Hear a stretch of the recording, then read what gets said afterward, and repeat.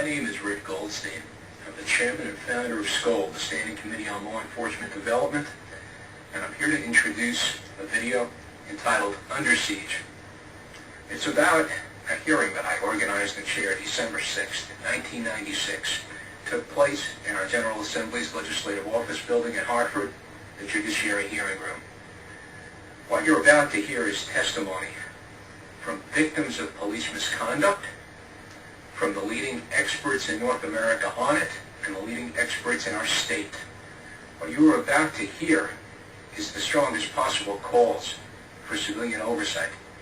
Civilian oversight to prevent things which you'll find very difficult to even imagine, let alone believe. And unfortunately, that's a lot of the reason why they can happen. The material you are about to see may shock you, extraordinarily so. The victim testimony is quite graphic, and indeed, it's difficult to imagine it happening in a civilized society, let alone Connecticut. As to where we go from here, that's up to you. I have written legislation for a statewide civilian law enforcement oversight board. You are about to see why we need one.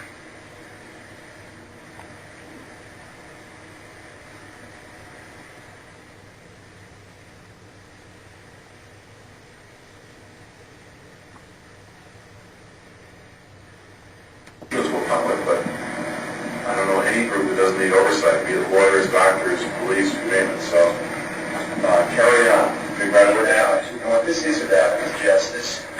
What this is about is the fact that too often in Connecticut, justice has become little more than an empty word, which has been filled with whatever the demands of expediency may dictate. It is time that that stopped.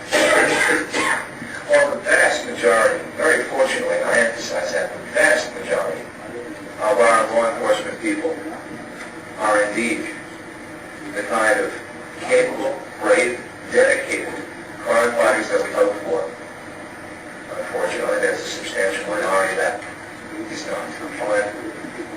Misconduct issues are indeed raised by local officials with the courage, and I repeat, the courage to try and do something.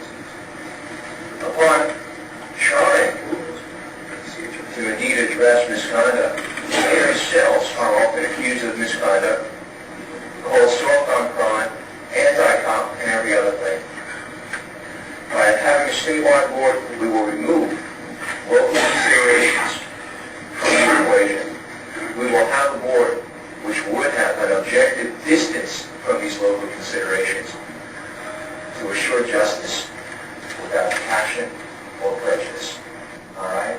Dr. Mike Guerrero, Director, UConn School of Social Work, Institute of Violence Reduction. Good morning. School of Social Work, Institute of Violence Reduction. Good morning. Ritt called me a couple of weeks ago and asked if I would share with you some of the experiences with a study that we've been conducting and have to finish, and the continuing work based on that study. First of all, I'm a professor of research at the University of Connecticut School of Social Work, and I'm the director of the Institute of Violence Reduction. What do you mean? Are you saying that the police are being violent? And they would laugh. We then proceeded to say, if this is a serious issue, if you really want to address this issue seriously, let's then collect the information and begin to see the extent and the type of violence, because only unless we do this kind of research, we will not get a better picture and understanding of the situation. But the major piece that was found was that young people, and we're talking about from 11 years old until 25, really didn't believe that by reporting or filing a formal complaint would do anything. And in fact, it will bring retaliation against them more severely by doing so. Hence, we were surprised to learn that only about 3 or 4 of the 240 or so complaints or incidents have been reported, ever got reported officially to the police department. Don't, because if you do it, they're going to come down on you harder. One of our friends did it. He was beaten up more severely. In other cases, they would say, it doesn't work.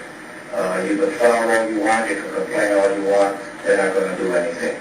And in fact, they would refer to the Civilian Review Board in Hartford and its operations, and the evidence there suggests that that's true. What can we do about it?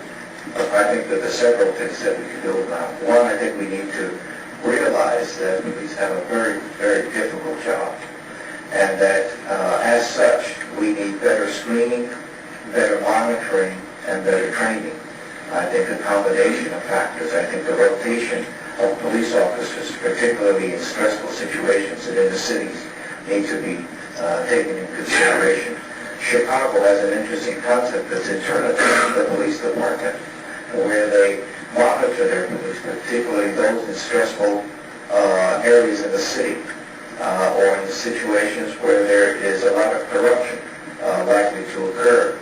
And they monitor police conduct. Also, they monitor police in terms of their own personal lives, those that are going through financial difficulties, those that are going through their own marital difficulties, etc. And they try to provide help to the police officer and also guidance, but monitoring so that if there is some difficulties, that it could quickly be depicted and something be dealt with. What has happened over the years is that when people have believed in the system, that the system would work, and indeed have gone forward and made complaints, what they have found is, instead of having the complaint addressed as it should be, they are addressed with further victimization thus. Next, we have Dr. Alan D. Chiara, Director, University of Hartford, School of Criminal Justice. Mike Guerrero spoke of some of the problems that the communities face in terms of policing, and he mentioned bad apples, and I would just like to say that apples are usually stored in the barrel, and it's important to remember that sometimes the barrel might be bad, and I think that's the place I'd like to start in my brief comments here. Police officers, as Mike said, have a very, very difficult job to do. They've had a lot of pressure placed on them by citizens, by city councils, by all kinds of people. And we ask them to do a number of things that sometimes they're not trained to do. The community policing movement is imposing upon the police a number of obligations that the evidence seems to suggest they're not willing to take upon themselves, they're not able to take upon themselves, and certainly they can't do as well as they might want to do. Police officers are ordinary people, and they bring with them a number of biases and inadequacies that all of us share. And until the barrel is changed, until the culture on the streets changes, until the culture in the locker rooms and police forces changes, until the culture in the academies changes, I think we're going to have this problem for a long, long time. We have to be able to say to the police, if we're good enough to work with you in the crime control function, we certainly should be good enough to work with you to make your job more appropriately performed and to raise the level of professionalism to the extent that we can. There's nothing in civilian oversight of the police that should be construed as saying that we're trying to get all police officers. I think civilian review of the police is nothing more than doing for the police what the police want to do, which is to control those police officers who have personal problems, whether they're alcohol, drug addiction, marital problems, a whole range of professional, personal, and psychological stresses that make it difficult for them to do the job as they were trained to do and as they would like to do. The current system we have in Hartford, which is the one I know of, is, to be kind to the members of the force, laughable. slow. It becomes a forum for politically oriented speeches, and it really is an inefficient and ineffective body. Now, I would like to present Miss Mary Alice Cook. In March 1996, in federal court here in Hartford, before Judge Dominic Squatrino, I was awarded $100,000 punitive damages and $30,000 legal fees for police brutality against me at my home in Southport, Connecticut, on March 3rd, 1992. It's important that you know several things. First, about me, I'm known for my gentle nature, and that I have no criminal record except what the police unfortunately tried to develop in me. That I am the mother of 3 children, and I was a full-time mother.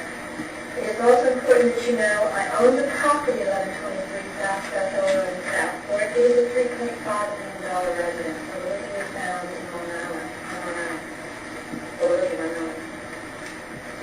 And when I was first arrested for criminal trespass in my own home, which accused me of resisting arrest, the record shows how all that I indeed did on my home. These men came at my husband at times at his behalf, and that I tried continually to seek to discuss these matters with the local police, and I sought resolution, and I was laughed at.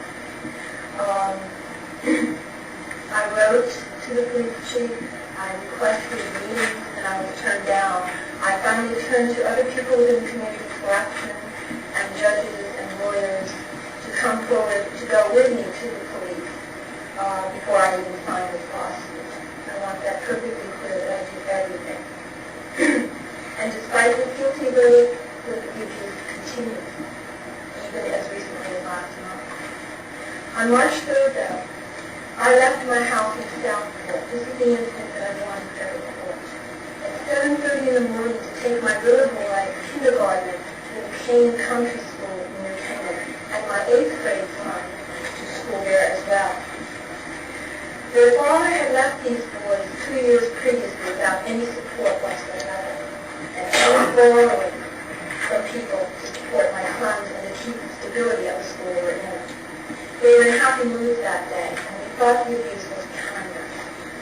I kissed the little boy goodbye and told him I'd be there at noon with his mother, with his friend for lunch. By 9:15, I was back on Saskatoon Road, which is a neighborhood of multi-million-dollar homes. And it is where the CEO of GE lives, it is where the president and the seniors, those were my neighbors. I was turning into the private road toward my house, and I skidded to a stop at the driveway. A strange car, hidden by the large rhododendrons that were there, blocked the entry. I took a side driveway, one we shared with a neighbor, and accessed my property that way, drove across the property. This too was blocked as I came up toward the carport. The car was parked at an extreme angle with electric front bumper pressed against the kitchen door. I climbed over this car and went to the kitchen door, which is now unlocked. I had left it locked, and went into my kitchen. Inside the kitchen, my things and my belongings and the children's belongings had been turned into boxes. It looked like a burglary was in the pocket. It was. I heard footsteps above me in the children's room. I walked toward the business. And understand that I did not call the police at this time because I was terrified. But if there were a burglar in my house, I would not have called the police. That's how bad the abuse had gotten. I was terrified of the police at this point. As I came into the newly empty living room, I saw portable telephones, camera equipment, and other surveillance equipment scattered on the floor. A policeman was standing by the window.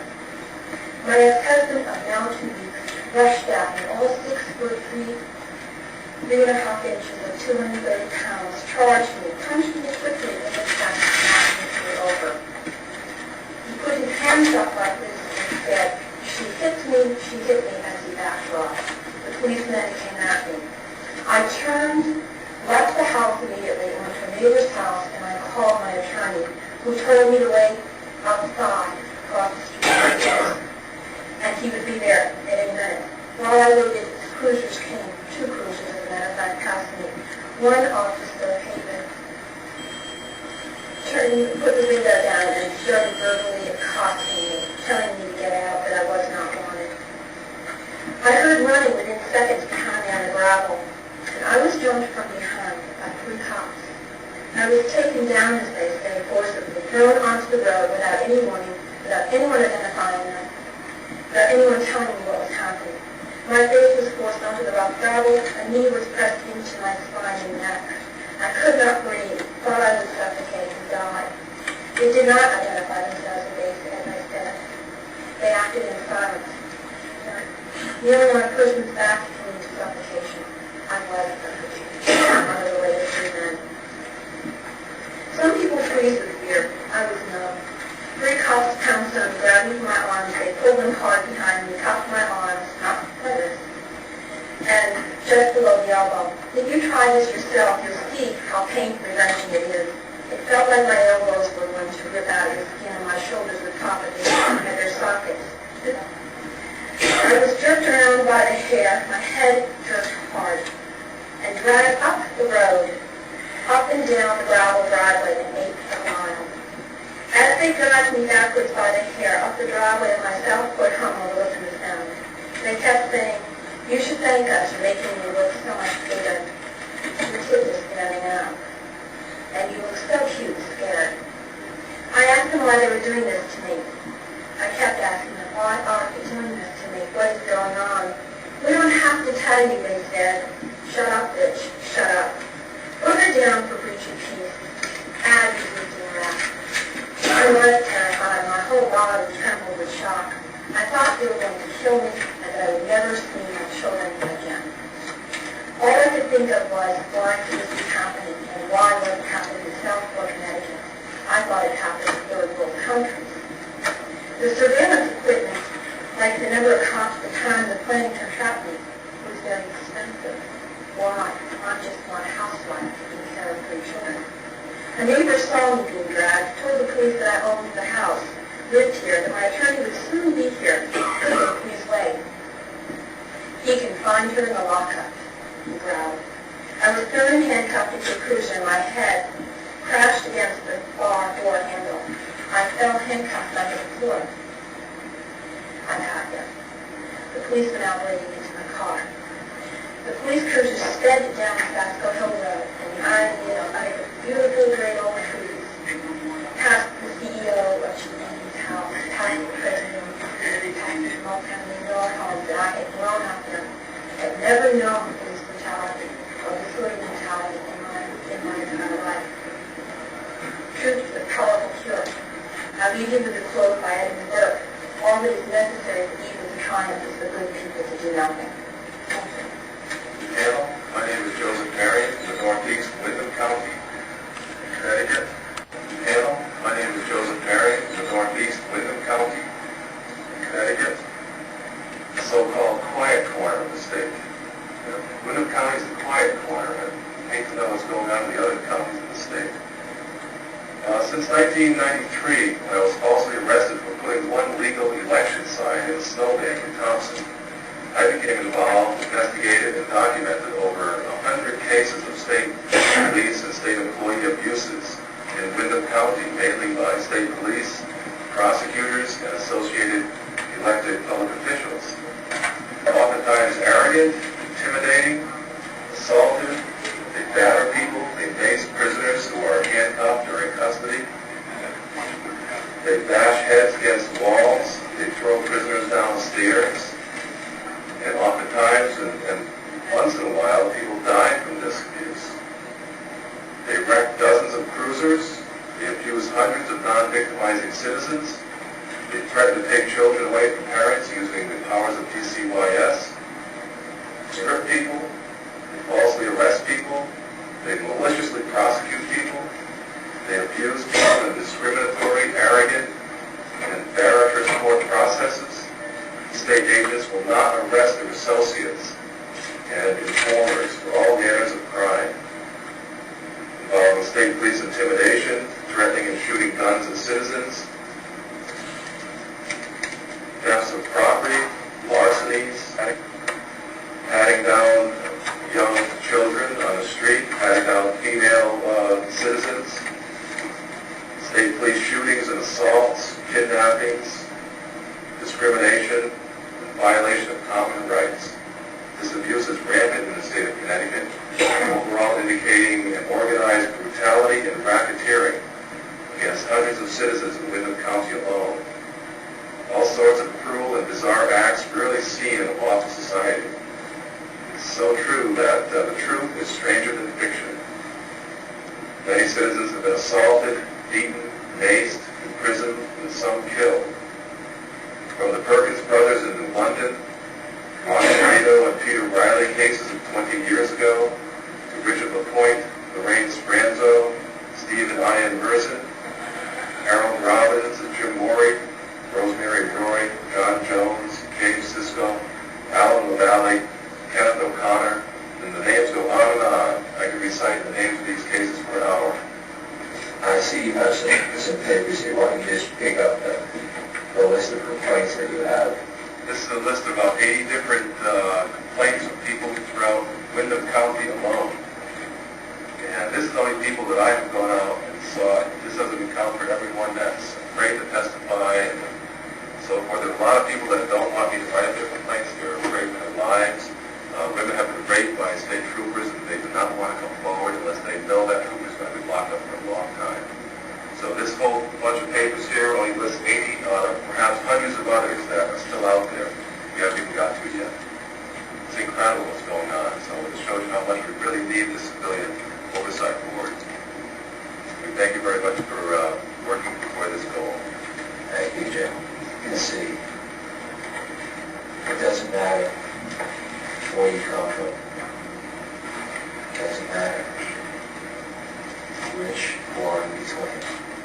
What matters is the fact that things happen without any accountability, without any recourse. Right now, we will hear from Lingle. It's a pleasure to be here today. For all those who are out of state, I'd like to welcome you to the Constitution State. As Ritt says, my name is Phil Lingle. I was born and raised here, in a small town called Colchester. It's a very quaint New England town. A lot of well-to-do people there. There's usually a lot of law and order. A little bit about my background. As I said, raised in Colchester. I played football there for 9 years. I was a medical response technician, a volunteer firefighter. I went to private schools. I served time in the United States Infantry. I traveled around the world. I'm a little bit educated. I don't have a degree, but I have a desire to learn. Spring of 1993, it was my introduction to police, so what I call illegality. With my 3 children, I was at McDonald's Playland. I was sipping coffee, my children were playing, and about 1 o'clock in the afternoon, I watched as a wiry 15-year-old boy was beaten by 2 stockily built police officers. They did not arrest the boy. They simply beat him, basically because he wears baggy pants. He dressed a little bit like MTV. The police in town, they feel that that's a gangster image, and they don't approve of that. About a month later, July 3rd, 1993, I learned what it feels like to be a victim, a retaliated against victim. It was James Ardella came to my door without a warrant. He came with another fellow by the name of Charles Scott Thomas. Charles Scott Thomas has a little bit of a history, including, as the state of Connecticut calls, cruel and inhumane treatment to the mentally ill. He was a security guard for the Whiting Forensic Institute in Middletown, Connecticut. Yet my town still hired him with a record like that. Or maybe because of his record. Anyways, without a warrant, they entered my home, despite my request for them to leave, despite my request for them not to enter. To enforce their unlawful assault upon me, their retaliation for speaking out against what happened to the juvenile Michael Sinkwitz, they were going to use their guns. Charles Thomas started drawing his gun, and it got a little bit scary. Around that day, they had come back with a number of police officers, in which case I was arrested at gunpoint. 3 or 4 of them. I was kept in custody for over 10 hours. My hour custody, I went to Lieutenant Wheeler, the commander of Troop K at the time, and I told him I wanted to make a complaint. His response was, he locked me up again in handcuffs, brought me to the police car, and sent me with the state trooper Nick Papiti to the North Bacchus Hospital, whereupon I was given a psychiatric evaluation. Troop K. After 10 hours, I was finally charged with the hideous crime of breach of peace and given a $500 bond. Posted bond, and I went about my own business. That event there sort of really, I gained acknowledgement that there was a problem. What I felt had happened was really wrong. A couple days later, I went to Troop K State Police Barracks. I told them I again wanted to make a complaint. The state trooper supervisor, the ship supervisor came out, put his arm around me, and he walked me to the door, and he said, "Bill, why don't you just drop the whole thing and be thankful you're still alive," as he put it. Well, I didn't really drop it. I continued on. Some of the younger people in town started approaching me, and they started telling me their stories of their run-ins with the police, stories of being beaten without being arrested, stories of constantly, I'm talking 10, 11, 12 times driving through town throughout the week, and each one of those times they would be stopped, their cars would be searched, they'd be thrown up against the cars. Sometimes they'd have cocked pistols put to the back of their heads. I would ask them one thing. I'd say, "Well, did you make a complaint?" And they'd all say the same thing. Well, some of them have and some of them have not. However, they all said none of them had a belief that a complaint would work. Anyways, from that time, from July of 93 to May of 94, I was arrested 4 times. Each one of the times I was arrested was preceded by a complaint. My complaints went to the town mayor, Jenny Contois. My complaints went to their resident trooper, Fred Brigger. My complaints went to Lieutenant Wheeler, the commander of Troop K, and so on and so on. Many complaints to the appropriate agencies, the agencies that should have taken some steps to alleviate the passion of mine. I went about interviewing these what I call socially disadvantaged youth, and I started documenting what was happening.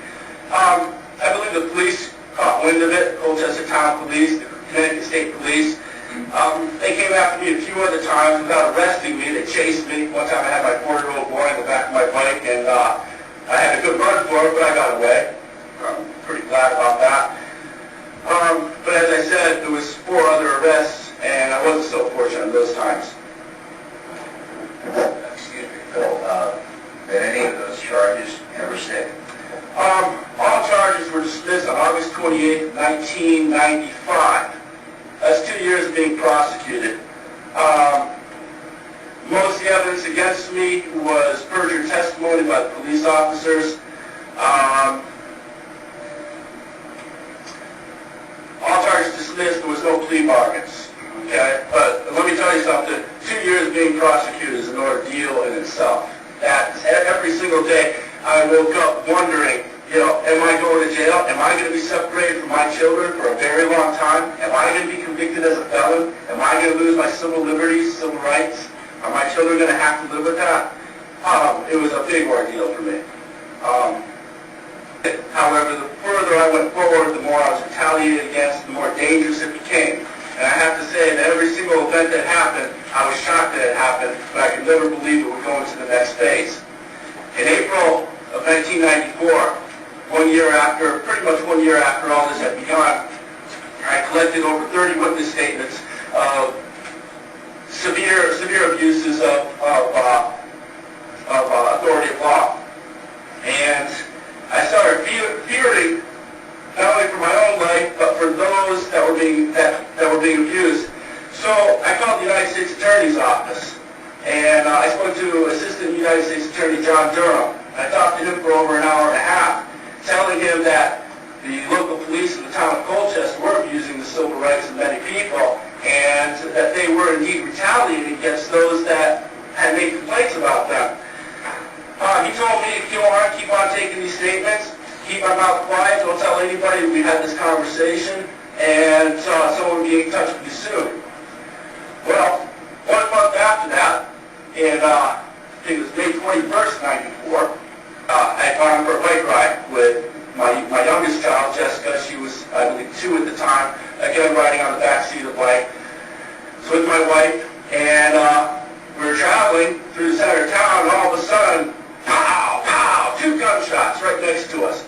So I immediately fell off my bike. I dove, hit the ground, and Melody, my wife, she was with the child. They went to the ground also. I belly crawled, I looked around the corner. This is in the center of town. And I look, and lo and behold, who I see? I see Officer James Ardell and Charles Scott Thomas. Charles Scott Thomas holstered his weapon, both with a little smile on their face. They looked at me, I looked at them, he told me, he said, "Get out of here, Phil, get out of here, now." Well, I got out. We got out pretty quick. He shook me up a little bit, with big knocks in my stomach. Basically what had happened is, make a long story short, I had on my backpack all those statements. The police came after me. I was hit in the face, I was maced, I was punched, kicked, thrown down to the ground. I was, had a knee put to my back, I was kicked, quite a while. I was handcuffed, kicked, punched, so on. There's some medical reports to that, no broken bones, but a lot of soft tissue damage. I was charged with criminal trespassing, breach of peace, interfering with a police officer, and assault on a police officer. I spent 5 days incarcerated before I was bonded out on that one. Excuse me, Phil, was this the incident where the person saw you being beaten? Yes. There was a lot of witnesses that day, many. I'd say I have over 26 documented witnesses. 2 of those witnesses were Stephen Merza and Ian Merza. Stephen had just come home on leave from the Marines. He had just driven through the drive-thru of McDonald's, and he was waiting to receive his food. It was a little bit of a back order. And when he opened his eyes and saw, it pretty much shocked him. Well, he made a complaint to Troop K in the same way that I had done a year earlier. A couple days after he made his complaint, at 2 o'clock in the morning, armed without a warrant, just their authority of law here in Connecticut, they entered his home, took him out of bed, handcuffed him, brought him to basement of Troop K. The state police call that the interview room, but there's a term that others use for that room. They call it the beating room, okay? And they use that room because there is no cameras there, nor audio recording equipment. Stephen was beaten, he was choked to the point of unconsciousness, he was football kicked in the head, he was punched in the stomach, he was brought back up, and he was told that this is what happens when you don't keep your nose to your own business. Forget about this whole thing with Phil, and this doesn't have to happen to you again. Okay? That incident itself brought this whole story out to the open. Shortly thereafter, Attorney Matt Buckley got involved, called a press conference, and within a very short period of time, there was a lot of news coverage on this incident. What happened to 2 officers had it fair for that short? Well, first, it was a battle to get any kind of action. Like I said, there was over a year of complaints at that time, and basically, eventually what happened is, not under their own, okay, but under pressures from the press, a huge public outcry for justice, because what had happened is that the police commission got involved and said, hey, we've got to do something about this, because there was 50 people camped out on the lawn saying that they've been abused by the police. So it was that forced them to start taking disciplinary actions. I have to note that up until that time, there was not one single internal affairs investigation. Yet, there were dozens of complaints of serious police misconduct, investigations, and the officers escaped any kind of discipline by simply resigning. Bill, I think for the purposes of, unfortunately, we're running out of time. Then, after the officers resigned, and I should also add, the state police had that barracks where the beating to Stephen Merzen occurred, were also disciplined for improper supervision.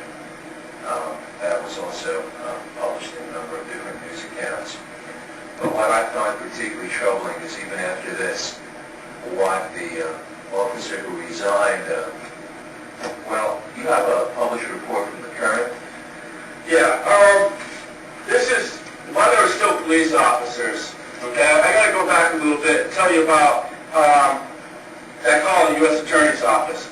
Okay, what had happened, I learned this later on. U.S. Attorney's Office called the District Attorney's Office, GA21 in Norwich, Connecticut. Okay, they want to know who this guy Phil Lingle is, and what's this about police misconduct, what's this about civil rights deprivations in the town of Colchester. Well, the investigator for the District Attorney's Office, named Dick Noty, responded back saying, don't listen to that guy Phil Lingle, he's nuts, he's crazy, he's a criminal, and so on and so on. May I remind you, I'm not a convicted felon, I've never been convicted of a felony. Okay? Excuse me, Phil, have you been convicted of anything? No, I have not. Traffic offense. So, anyways, what happens is he discharges my name, okay, which is in itself an obstruction of justice.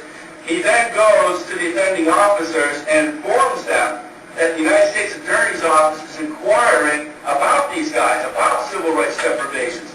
That's what made them mean. That's why they came after me on May 24 of 94 and literally stole that book that mounted. They beat me and they robbed me of that bag. Excuse me, in other words, what they did was they stole all of your statements. Yes, they did. Right. Okay, and now in addition to taking the statements of the affidavits of your witnesses, more to the point, how about what they did through their, what was it, their stool pigeon, I guess? Right. Okay, well, you know, like most police officers, they have informants. Okay, this one happens to be what they call a CI, confidential informant. He's registered with the state of Connecticut, the state police. His integrity is used to go after, he makes drug buys. In short, he goes to people, he buys cocaine, he buys various other drugs, and then he testifies against them, or he signs statements against them, and then they use these statements to apply for arrest warrants and search warrants. Anyways, his name is Todd Rashawn, and what they did is kind of shocking. Like I said, each event is shocking in itself. I could never believe it would go to the next level. But what had happened is what the Hartford Current coins as Colchester officers accused of death plot. What happened is myself, another individual, I don't want to name at this time, and the FBI had learned about a conspiracy to commit murder. The object of that murder was myself. The intent was to obstruct justice. It was to keep me from standing up at podiums like this and saying what I have to say. Why don't you just read us some of the highlights of that article that was published in the Current and give us the date? This is 28th of August, 1994, by a Hartford Current. A state police informant says he was offered $10,000 by two town police officers to make, in quotes, disappear a man who had lodged a brutality complaint against the officers. The informant, Todd Rashawn, 22 of Colchester, says he interpreted the June offer from officers James Ardell and Charles Scott Thomas to mean that he was to kill the complainant, Phil Lingle. They said, in quotes, if Phil were to disappear, we'd each give you $5,000. Rashawn then said in an interview Saturday, I think they believed Phil had enough on them to prosecute them. I said, man, he'd be the easiest man in the world to kill. And they agreed he'd be easy to kill. I think that is indeed an interesting point. I'm pursuing this. I'm pursuing this because I know this problem is not going to go away on its own. And it is a problem. It's a very big problem. Thank you, Phil. I do appreciate it. And God bless.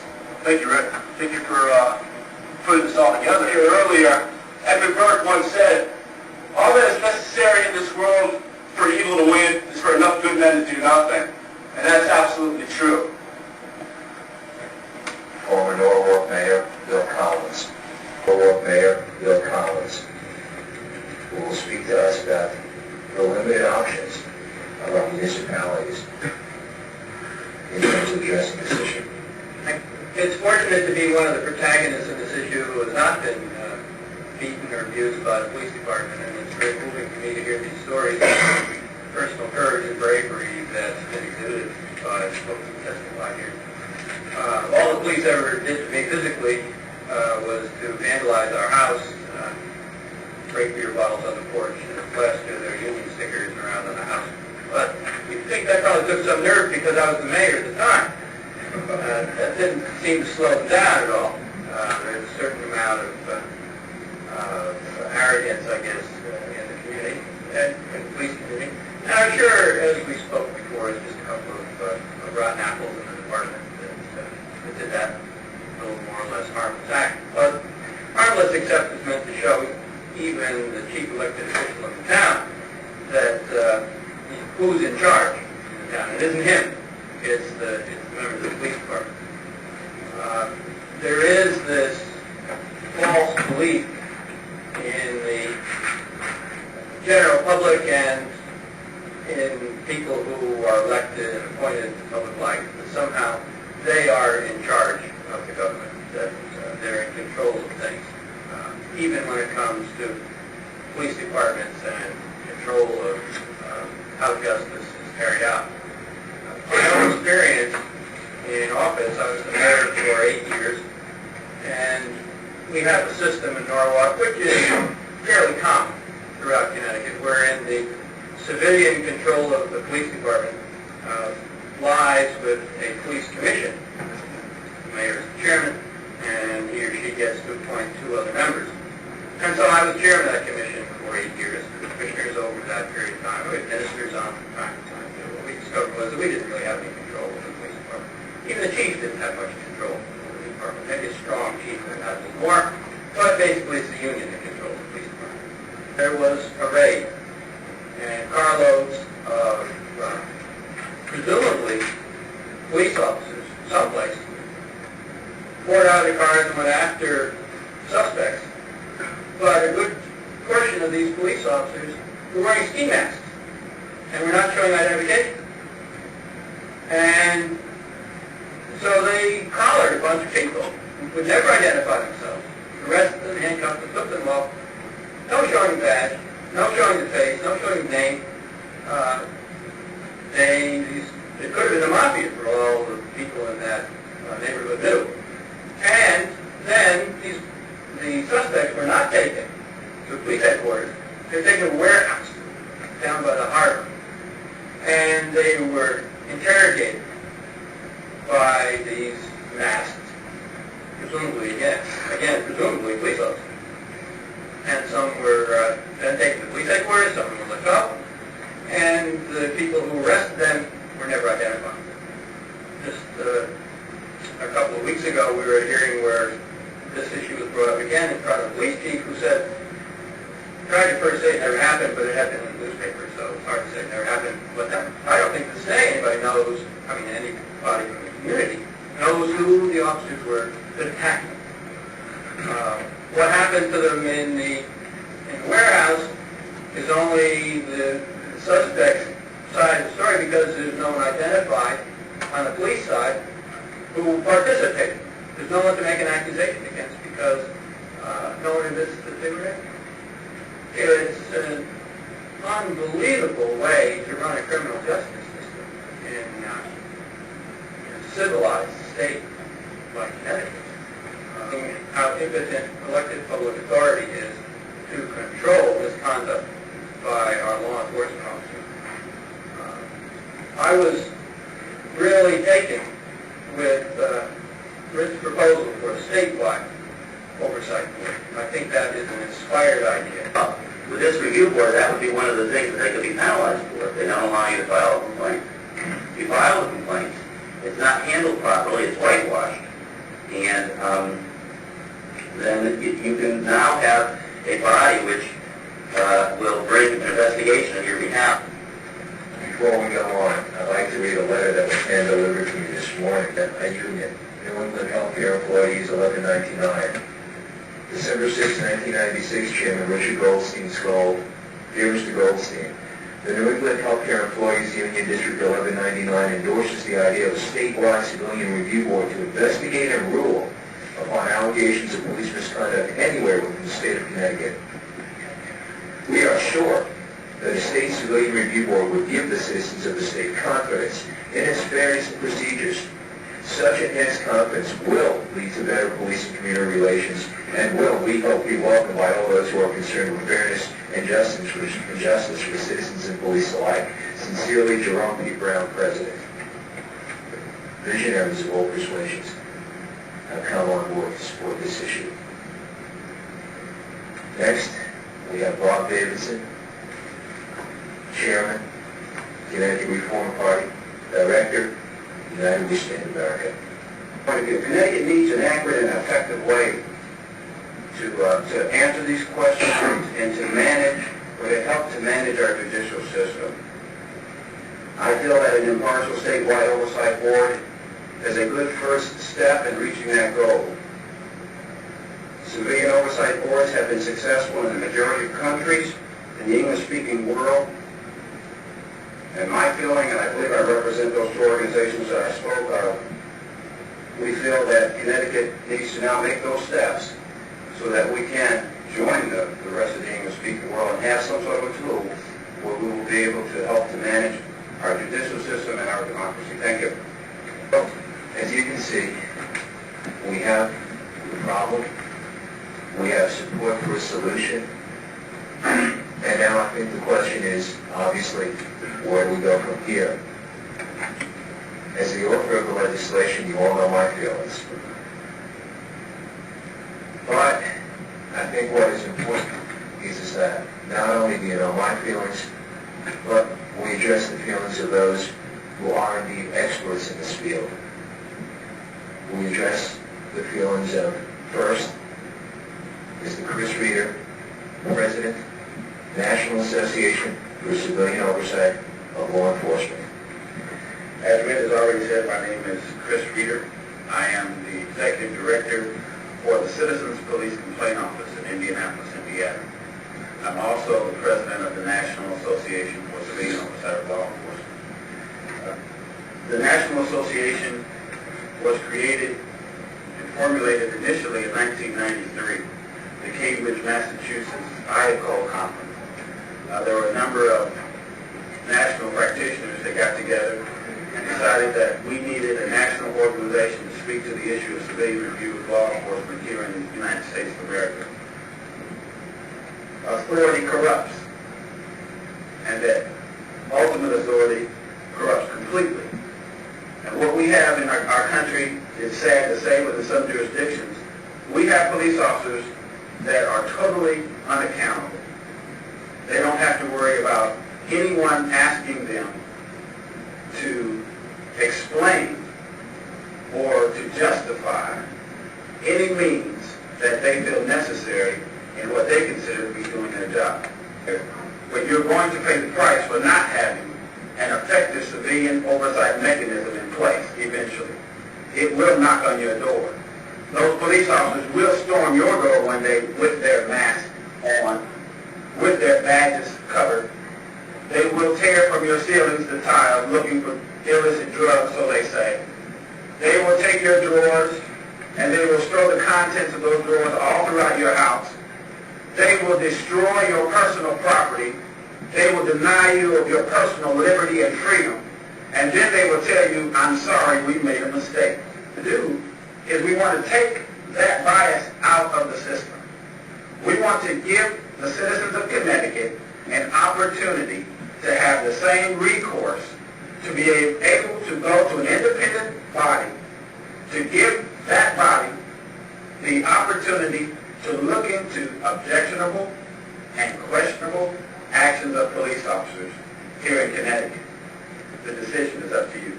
Thank you. Next, I would like to introduce Mr. Hector Soto, former director of New York City's Civilian Complaints Review Board from its inception until about 6 months ago.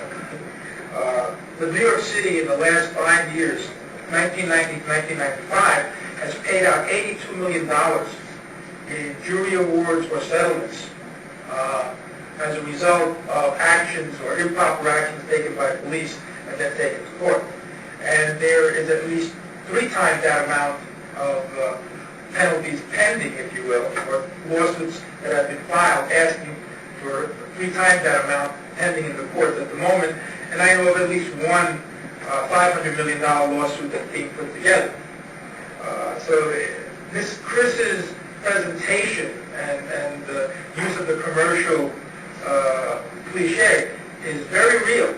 And municipalities and police departments have to think about what price do they want to pay? And the price that a municipality has to pay, given, especially now in these times of retrenchment and budget shortfalls, so it's a very serious consideration. Is it worth protecting the bad cop and then have to suffer the consequences? Having an external board, a civilian board, guarantees a couple of things. One, it guarantees that the people will have a voice, that the police department does not become, or police departments throughout the state do not become runaway departments that feel that they operate with impunity. And part of the conversation, the concept, we can do anything we want. And that was meant in jest, but I will tell you that that is a mindset that exists with many police officers. That combined with the image that policing is Dirty Harry,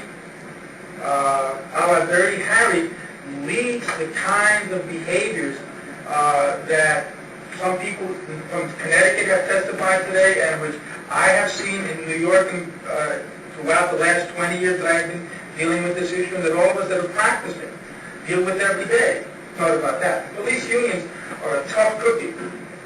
They are a reality. They have a lot of power. As Mr. Mayor indicated, sometimes they control the police department more than the police chief or police commissioner. Or they, one of the good aspects of the proposal is that these independent committees, commissioners are independent. They're elected. They're not part of the ongoing political process at the local level or the state level. And I think that's one of the requirements for making one of these things work. You do not need board of commissioners that are going to be political wannabes whose principal goal is to score points with the person who put them on the board.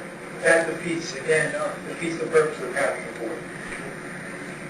Next, on the agenda, we have Vice President Diacol, First Deputy Commissioner, Quebec Oversight on,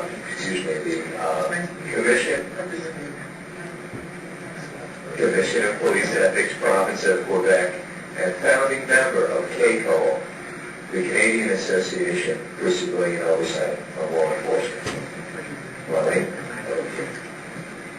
I'm going to speak to you. It'll be a little... Next, on the agenda, we have Vice President Diacol, First Deputy Commissioner, Quebec Oversight on,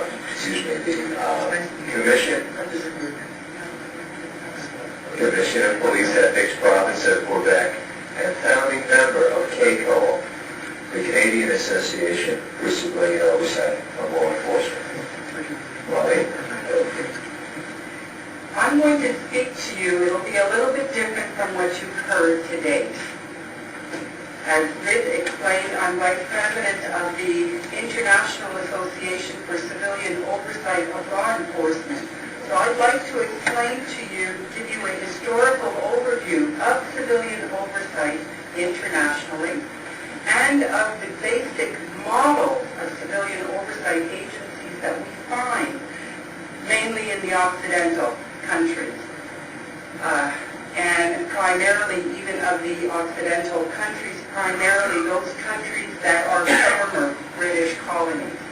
So you're talking about Canada, United States, Australia, New Zealand, and obviously Great Britain, England, Wales, Northern Ireland, and the Republic of Ireland. There is civilian oversight in Southeast Asian countries, Hong Kong, Japan, Korea. To my knowledge, there isn't any in Vietnam, but I'm sure that they'll be coming on board shortly. There's civilian oversight in France, in Belgium, in Germany, in Italy, in Israel. There's some form of civilian oversight of law enforcement in most European countries and most Southeast Asian countries. And I certainly do wish both Ritt and everyone else who has assisted him much success in getting this back to the state legislature and hopefully getting a bill actually adopted. Because what's interesting about this legislation, and which ties in with IPO, is the idea that law enforcement goes beyond just peace officers, police officers. that law enforcement are all those individuals working on behalf of the government in the administration of justice. And this proposed legislation addresses all of that. It has the power to review, investigate, to have civilian oversight powers over all of the actors within the administration of justice. And that's very important. And I must commend Mr. Golstein for including that in the proposed legislation. I'm good? Next on our agenda is a man whose son Paul, Connecticut's foremost legal scholar, and he's shaking his head in modesty. For our closing remarks on this, I will give you John Ritt. Thank you very much, Mr. Golstein, and to the members assembled here to inquire into the issue of an independent review of police conduct. Justice requires fairness in fact and the appearance of fairness. The fairness maxim applies throughout the entire administration of justice in a democratic society. And the limitations upon internal affairs units of the police department and remedies in the courts have all led to a well-established administrative organizational form of an independent citizen review process for investigating police misconduct.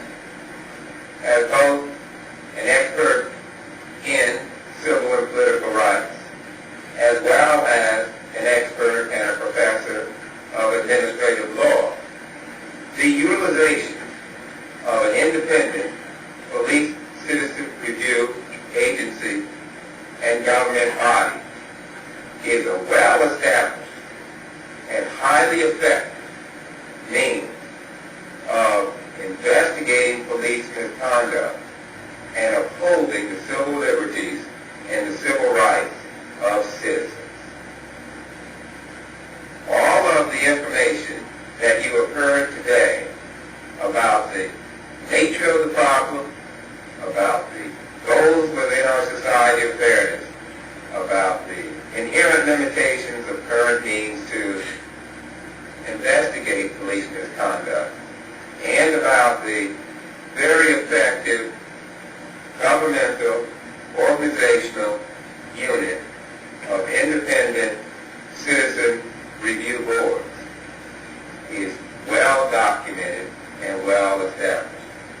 Therefore, Connecticut in particular only has to do it, and they should do it sooner rather than later, because the longer it takes and the more instances of abuse that are documented and reported, whether in the general press, by grand juries, by criminal action, or by civil action, only erodes the confidence that people have in the police. Therefore, I urge Connecticut to act, and to act now, in the creation of a statewide independent citizen review board. Thank you. Today,